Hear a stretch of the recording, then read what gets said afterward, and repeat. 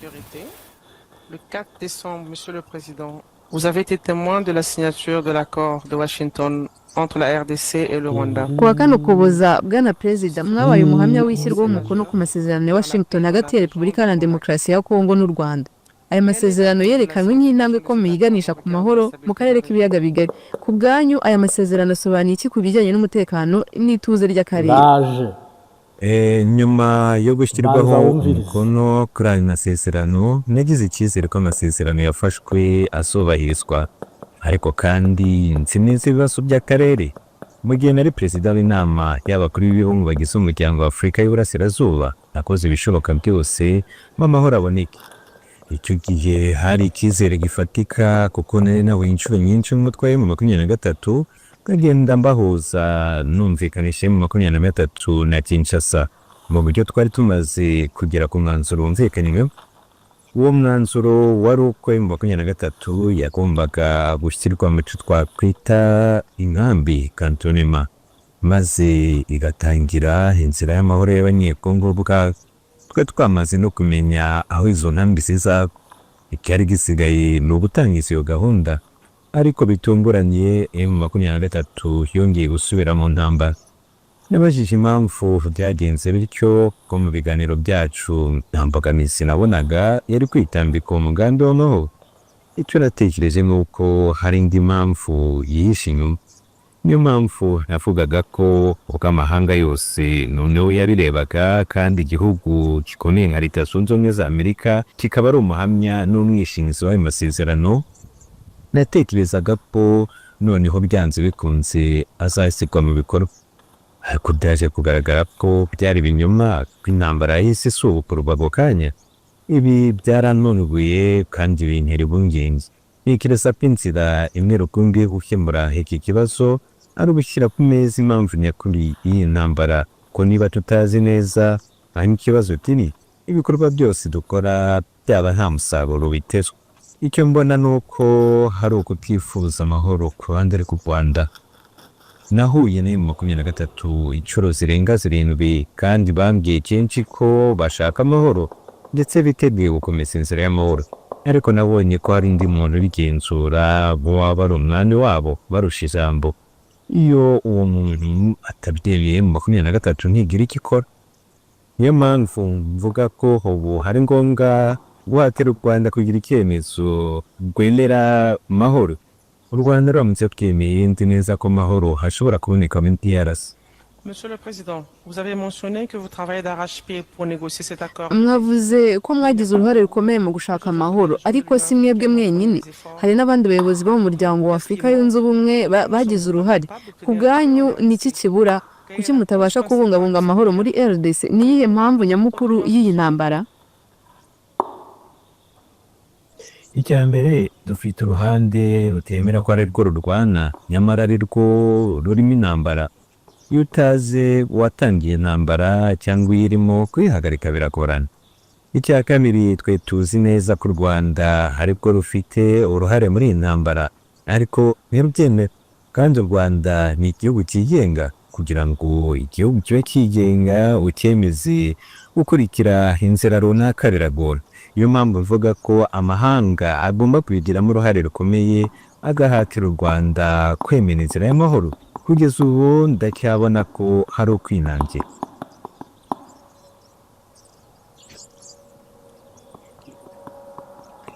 Iyo muvuze ko musaba umuryango mpuzamahanga guhatira u Rwanda, mu by'ukuri muba mushatse kuvuga iki? Que voulez-vous dire par là? Que devrait-elle exactement? Ibitekerezo nari natanze biki kugira ngo amahoro agaruke muri RDC, amahanga agomba kwinjira mu kibazo. Niba habayeho ingabo mpuzamahanga zishyirwa hagati y'u Rwanda na DRC, buri gihugu kigaba icyizere cy'umutekano. U Rwanda rukagira icyizere ko rutazaterwa na RDC bikabwo. Icyo gihe ikibazo cyasigara ari ku banyekongo ngabo, ariko igihe cyose amahanga atabigize ibyabo ngo abe ariyo ahagarara hagati y'ibihugu byombi, nizera ko kubona amahoro navuga ngo ibintu bitatu ngiye kuvugamo hano bikomeye. Ndayishimiye kuri ibi yavuganye n'uyu munyamakuru, ndabigarukaho. Ikindi ngarukaho ni intambara igiye guhaguruka bwa mbere ari nabwo bwa nyuma igiye guhuza igihugu cy'u Burundi na MA23 kuko MA23 mu kugaruka Uvira ntabwo ije kurwana na FARDC nigeze inarwana nayo ahubwo mu mujinya n'uburakare w'indenga kamere MA23 ifite nuko Burundi bwayibangamiye kuva itangiye kugeza na n'ubu Uburundi source umutego kuri MA23 gutuma ibintu byayo bitagenda neza ibyo bintu buno MA23 ihugiye muri planning kwihangana bakavuga ngo nimureke bapfe bibe ukwezi bibabiri bibindwi bibe umwaka Uburundi uko buri gusubiza ingabo muri Kongo mbabwije ukuri MA23 nayo iri gucengera mu makungu na Amerika igiye guhubukana intambara itarigeze kubaho yo guhirika no gusenya CNDD FDD icyo ni ikindi ndagarukaho icya gatatu abarundi bakoze publicité n'abakongomani kwamamaza RDF muri Maroc RDF muri Maroc n'ahandi hatandukanye koko ubu umuntu wese ari kuvuga ngo RDF icyo gisirikare cyitwa RDF gikozwe mu gikora gute kirukane yase kikirukana SADC cyazengereje abantu kuri uru rwego ku ntwaro zingana kuriye ni ukuvuga ngo uko kivugwa cyane ko aricyo kiri mu ntambara abantu bose bahita bakanguka bakavuga ngo icyo gisirikare cy'u Rwanda gishobora gukubita ibihugu birenze 30 bya Afrika kikabikubitira rimwe ni bwoko ki iyo ni publicité navuga ngo bakoreye cyangwa se bakorera n'ubu bakibivuga RDF byamaze no kwibonekeza ko abantu bose bari kuyisacinga kuyisakisha kuyiga cyane gukanguka uyu munsi wa none mbabwije ukuri gukemura ikibazo AZ mu buryo kitazagaruka MA23 igiye guhagurukana ubushobozi bwo kurimbura ubutegetsi bwa Gitega sindahi Imana ishobora kuza mbere bitaraba ariko Imana itebye gato cyangwa se ikabangira gato cyangwa se sinzi planning yayo kuko yimika bamikimura abandi mbere yo kugikisa koko FARDC ntibangamiye MA23 FARDC nta kivuze kuri MA23 ariko nkuremesheje nkubwira ngo inkuba zenda kwesurana kandi bazashiraho umuntu uzubaha akanagendera mu murongo wo kutagira ibindi bintu akomatingaho muri Nord Kivu na Sud Kivu kandi ibyo ntabwo ndayishimiye ari kubibona intambara iri gututumba perezida w'u Burundi niba wumvishije aya majwi wumvise muri aka video tubahaye Everest ndayishimiye habuze iki ngo abwire uyu munyamakuru MA23 igwanira ibi twavuganye iminsi twavuganye inshuro zirenze 7 ariko ibyo yangaragarije igwanira ni ibi habuze iki ngo Everest ndayishimiye avuga ati u Rwanda impamvu ruteje umutekano muke mu karere rurifuza ibi cyangwa rushaka ibi habuze iki ngo perezida w'u Burundi nk'umuntu uhuye n'umunyamakuru agaragaze impamvu nawe ari kurwana muri disikuru bagiranye ntabwo yahagaze nk'umugabo w'ijunja ngo abwire uyu munyamakuru ibya MA23 cyangwa avuga iby'u Rwanda we agaragaza ko u Rwanda rubujije Afrika amahoro ariko we yagerageje kugarura amahoro ubundi amahoro we ari kugarura amahoro abo bantu bateje akavuyo n'akajagari abo bantu bari guteza intambara ko yavuganye nabo ubundi habuze iki ngo abwire abantu ati MA23 twaganiriye ibi n'ibi ibyo bifuza nibi byo bashaka nibi none ngewe Everest simbashyigikiye cyangwa ndabashyigikiye icyo gihe ingwara ikikiza mugabo impamvu mvuze ngo intambara iri gututumba basubiye muri Uvira kurwana kandi abasubiyeyo ntabwo basubiye biteguye ntabwo Burundi busubiye muri Uvira bumaze kwitegura kuruta uko bwari bwiteguye ntabwo FARDC isubiye muri Uvira yiteguye kuruta uko yari yiteguye MA23 iyo yaravuze ngo haze umuryango w'abibumbye uba ari uyobora kiriya gice cya Uvira ntibyakozwe mwumvise ko M23 iteganya igambiriye gusubira he muri Uvira mu itangazo yasohoye umusibe ejo hashize no ku munwa no muri disikuru narabyiyumviye nawe warabyumvise nubwo hano yenda ntabigaruyemo ariko uko ni ukuri ntabwo nge mbeshye sasa bivuze iki bisiguye iki bisobanuye iki bivuze ko MA23 n'ubundi niba abayoboye Uvira akaga kariyo kabaye kabikurushaho sahizi Uvira abatutsi n'abanyamurenge bagomba guhunga kandi M23 ntabwo iri bwimura bene gihugu n'ibyabo ntibishoboka kandi bataka batakira MA23 no kuvuga rero Uburundi uko byagenda kose buno MA23 n'abafatanyabikorwa bayo ibintu bahugiyemo ni ukujya mu matwi Amerika itwaye isi n'abanyaburayi baraza kuvayo bataka Uburundi source ku buryo FARDC itazongera guhungira i Burundi ku buryo uzayobora Burundi ntaho azongera guhurira na politike igwanya abavuga ururimi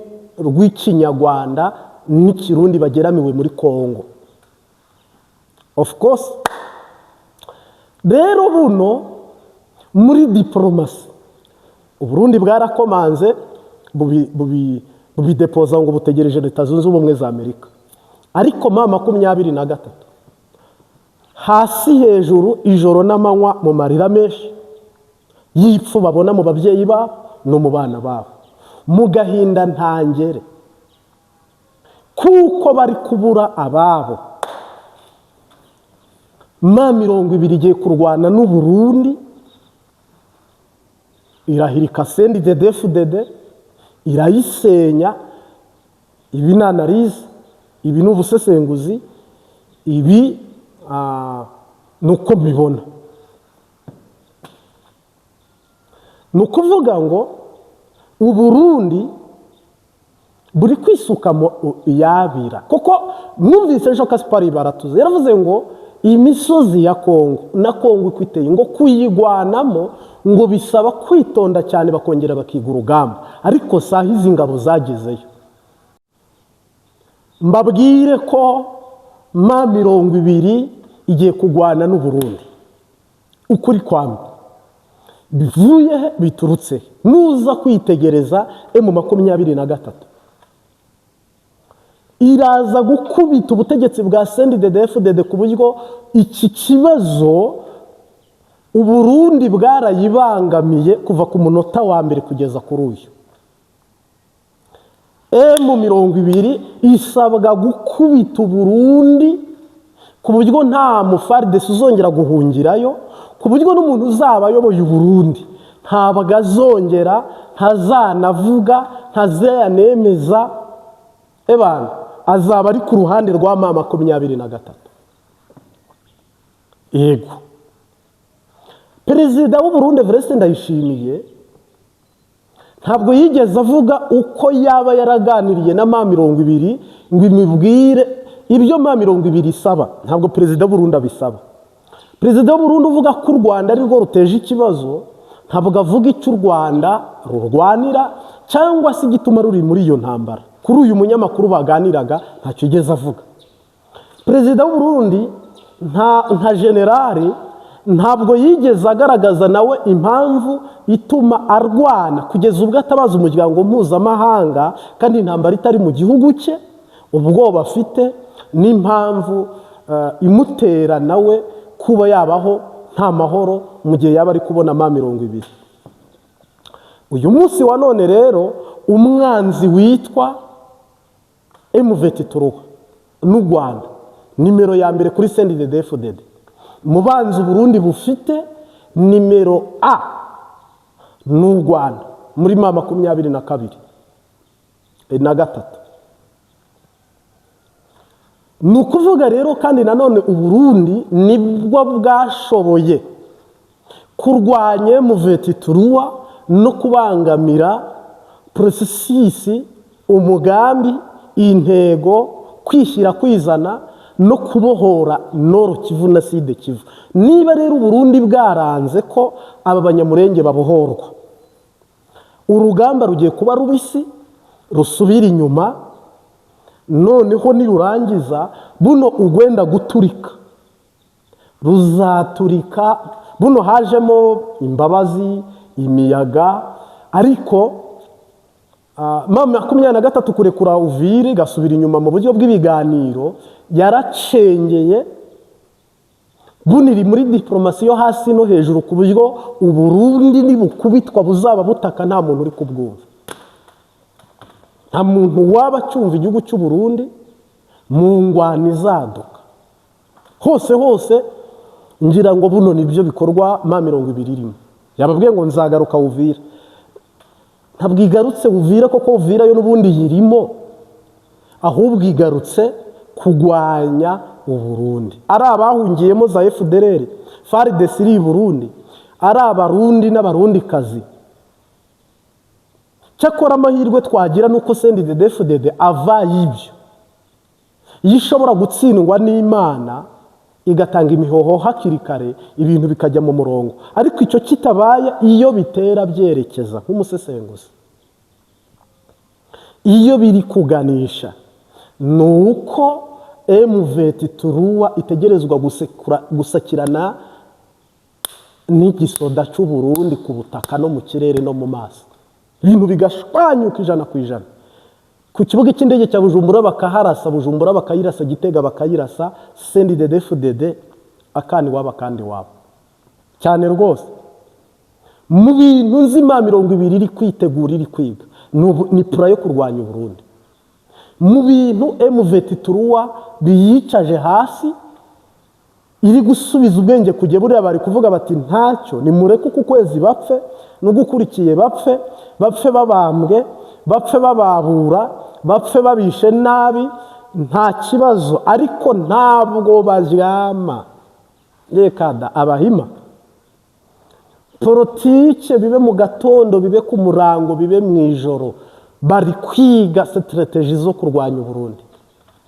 Kiriya kibazo cy'u Burundi bazagikemura 100%, moya kwa moya, kandi ntabwo muzongera kucyumva mu karere. Kandi Uburundi bufite intege nkeya mu bice, bufite intege nkeya mu mpande zose. Nuza kwitegereza ukaba uri kurebesha n'amaso yawe, impamvu ngubwe ngo bufite intege nkeya mu mpande zose.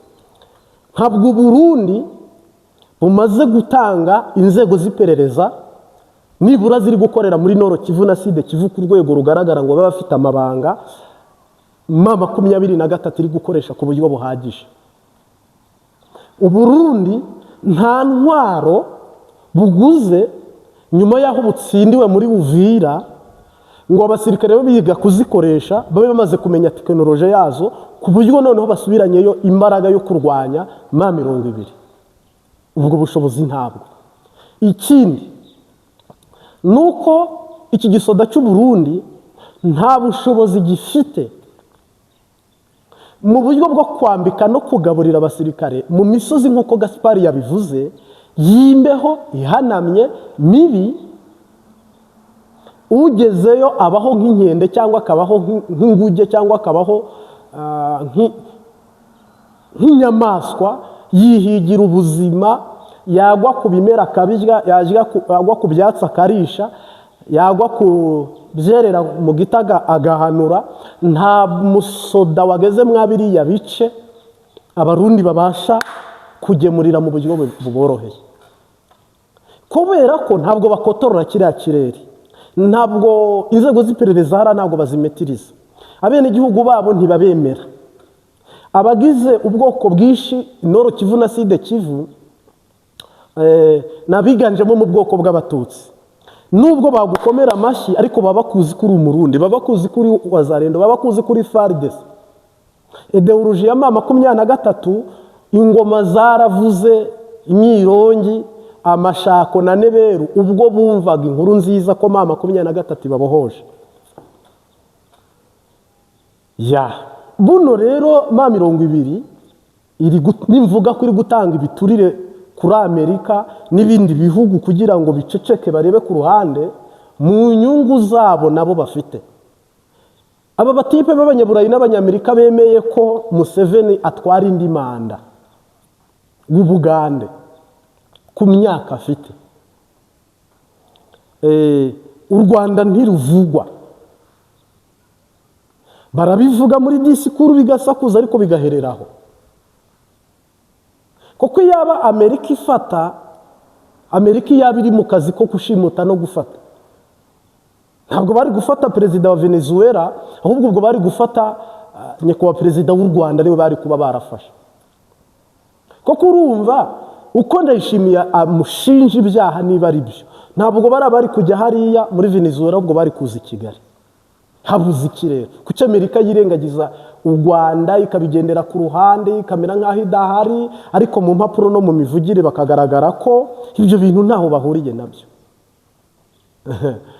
Hano rero abenegihugu b'u Burundi, abenegihugu ba Kongo, abenegihugu b'u Rwanda, hari umutego igihugu kimwe muri ibyo gishobora kugwamo, kandi moteri ari yizi nyeshyamba M23. Source ni M23, ariko ibyenda kuba n'ibishaka kuba bizaba bifite ubukana no gusharira kuruta ibijye nkubwiye. Kuko urabyumva mu magambo ariko amasasu uzayumva mu maraso, mu magufa, mu nyama ndetse n'imitsi n'imisokoro. Habura iki rero hahagarikwe ibi bintu cyangwa uyu muriro uzime? Umuntu wa mbere ari kubihagarika n'u Burundi. Ku Burundi rero buriyangaje, ndi kuri yaravuze ngo tujya muri Kongo duhagaze, ntabwo tugenda twububa, turiyo n'ubu dushaka turasubirayo, ntabwo n'umwe udutangira gutanguranwa inyungu z'ibirombe, amabuye n'ibindi bitandukanye bafite muri Kongo.